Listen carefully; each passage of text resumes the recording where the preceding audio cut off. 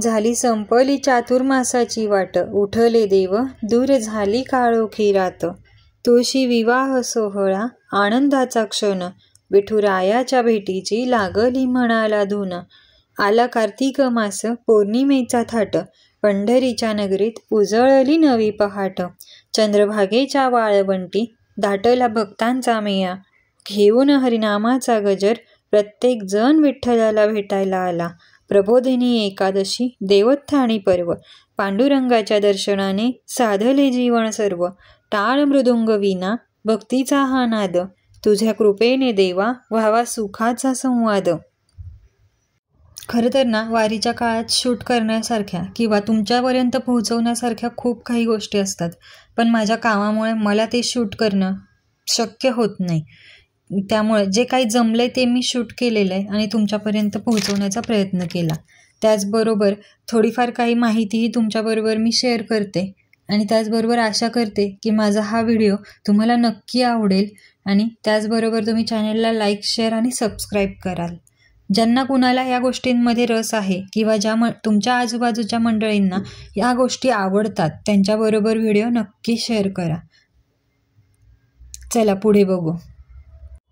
कार्तिकी एकादशीची वारी ही पंढरपूरच्या वारी परंपरेचाच एक भाग आहे, जी वारकरी संप्रदायाने 800 वर्षांपेक्षा अधिक काळापासून सुरू ठेवली आहे असे मानले जाते.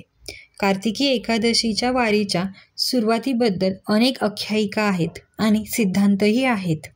सुरुवातीला वारकरी आपापल्या दिंड्या घेऊन पंढरपूरला पायी जात असत, परंतु संतांच्या पादुकांना पालखीतून घेऊन जाण्याची प्रथा नंतर सुरू झाली.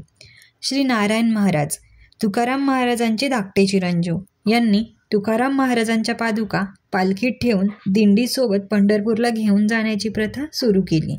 हा वारीच्या प्रवासातील एक महत्त्वाचा टप्पा मानला जातो, जिथे वेगवेगळ्या दिंड्या एकत्र आल्या. कार्तिक शुद्ध एकादशीला ही वारी होते. या वारीमध्ये संत ज्ञानेश्वर महाराजांच्या समाधीस्थळी म्हणजेच आळंदीला देखील वारीचा सोहळा असतो. वारी ही केवळ धार्मिक यात्रा नसून ती सामाजिक समानता, एकात्मता, भक्ती आणि महाराष्ट्राच्या संस्कृतीचे प्रतीक आहे. छत्रपती संभाजी महाराजांच्या काळात मुघलांमुळे वारी करणे कठीण होते. संत तुकाराम महाराजांचे सुपुत्र महादेव महाराज यांनी ही अडचण छत्रपती संभाजी महाराजांसमोर मांडली. छत्रपती संभाजी महाराजांनीही तात्काळ वारीला संरक्षण देण्याचा आणि आर्थिक मदत पुरवण्याचा आदेश दिला, ज्यामुळे हा सोहळा सुरू ठेवणे शक्य झाले. तुम्हाला माहिती आहे का, पूर्वी ज्ञानेश्वर महाराजांच्या आणि तुकाराम महाराजांच्या पादुका एकाच पालखीतून पंढरपूरला आणल्या जायच्या. पण 19व्या शतकात पालखी सोहळ्याचे विभाजन होऊन दोन्ही संतांच्या पादुका एकाच पालखीतून नेण्याची परंपरा खंडित झाली. याच काळात संत ज्ञानेश्वरांचे भक्त आणि शिंदे सरकारचे सरदार हैबतबाबा आरफळकर यांनी ज्ञानेश्वर महाराजांच्या पादुकांसाठी आळंदीहून स्वतंत्र पालखी सोहळा सुरू केला. त्यांनी पालखीसाठी रथ, घोडे आणि वारकऱ्यांसाठी दिंड्यांची शिस्तबद्ध रचना जसे की रिंगण निश्चित केले, ज्यामुळे आजच्या वारीला सुव्यवस्थित स्वरूप प्राप्त झाले. आजही आषाढीच्या वेळी या दोन पालख्या आपापल्या मार्गाने पंढरपूरकडे निघतात. संत तुकाराम महाराजांची पालखी श्री क्षेत्र देहू येथून निघते, तर संत ज्ञानेश्वर महाराजांची पालखी श्री क्षेत्र आळंदी येथून निघते. या दोन्ही पालख्या पुण्यात थोड्या वेळासाठी एकत्र येतात, हडपसरजवळ पुन्हा वेगळ्या होतात आणि पंढरपूरजवळ वाखरी येथे पुन्हा एकदा एकत्र येतात. हा पायी प्रवास साधारणपणे 21 दिवसांचा असतो आणि आषाढी एकादशीच्या आदल्या दिवशी पंढरपूरला पोहोचतो. या दोन पालख्या ज्ञानबा तुकारामाच्या जयघोषात लाखो वारकऱ्यांसह प्रवास करतात, जे महाराष्ट्राच्या आध्यात्मिक आणि सामाजिक एकतेचे प्रतीक आहे. पुढे आपण कार्तिकी वारी किंवा एकादशीबद्दल अजून माहिती बघू. कार्तिकी शुद्ध एकादशीला प्रबोधिनी एकादशी किंवा देवउठणी एकादशी असेही म्हणतात. वारकरी संप्रदायासाठी आषाढी एकादशीप्रमाणेच कार्तिकी एकादशीला देखील पंढरपूरच्या वारीचे विशेष महत्त्व आहे. कार्तिक शुद्ध एकादशी हा चातुर्मासाचा समारोप मानला जातो. अशी लोकधारणा आहे की आषाढ शुद्ध एकादशीला निद्राधीन झालेले भगवान विष्णू कार्तिकी एकादशीला जागे होतात.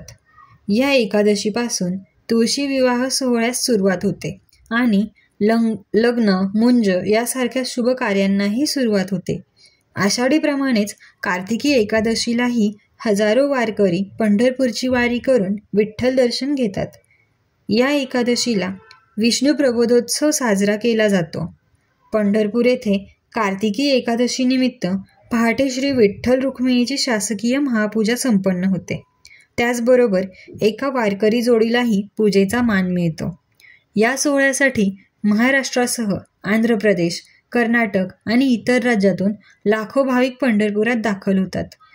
ज्ञानोबा माऊली तुकाराम या जयघोषाने आणि अवघे गरजे पंढरपूर चालला नामाचा गजर या संतोक्तीप्रमाणे संपूर्ण परिसर दुमदुमलेला असतो. आता आपण काल्याबद्दल थोडी माहिती बघू. महाद्वार काला हा पंढरपूरच्या श्री विठ्ठल रुक्मिणी मंदिरातील सुमारे 400 वर्षांची अखंडित परंपरा आहे. हा उत्सव दोन्ही प्रमुख वाऱ्यांची अधिकृत सांगता करतो. सुमारे 400 वर्षापूर्वी संत पांडुरंग महाराज हरिदास नावाचे विठ्ठलाचे एक निष्ठावान सेवेकरी होऊन गेले. त्यांचे हरिदास घराणे हे अनेक पिढ्यांपासून मंदिरात भजन, कीर्तन, आरती करण्याची सेवा करत आले आहे. एका आख्यायिकेनुसार संत पांडुरंग महाराज हरिदास यांनी विठ्ठलाला सगुण रूपात दर्शन देण्याची विनंती केली. विठ्ठलाने त्यांना सगुण रूपात दर्शनही दिले आणि प्रसाद म्हणून आपल्या पादुका दिल्या. या पादुका मस्तकी धारण करून महाद्वार काल्याचा उत्सव करण्याची आज्ञा खुद्द विठ्ठलाने संत पांडुरंग महाराज हरिदास यांना दिली. तेव्हापासून ही परंपरा सुरू झाली.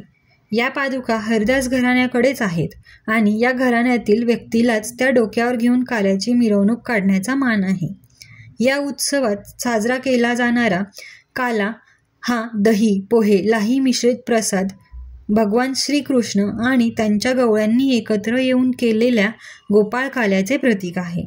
एकत्र येऊन प्रसाद वाटणे हा एकतेचा आणि सामाजिक समतेचा संदेश देतो.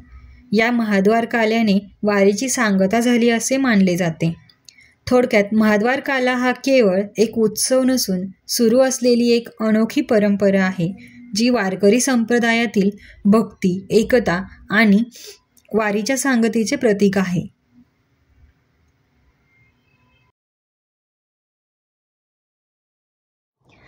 अशी ही माहिती मी तुमच्यासोबत शेअर केली. आशा करते की या माहितीसोबतच हा व्हिडिओही तुम्हाला आवडेल. आणि यापुढे पंढरपुरातला अजून कुठला व्हिडिओ तुम्हाला बघायचा आहे ते कमेंट करून मला नक्की कळवा. मी नक्की प्रयत्न करेल की तो व्हिडिओ मी तुमच्यापर्यंत पोहोचवावा. चला तर मग भेटू परत अशाच एका छानशा व्हिडिओसोबत.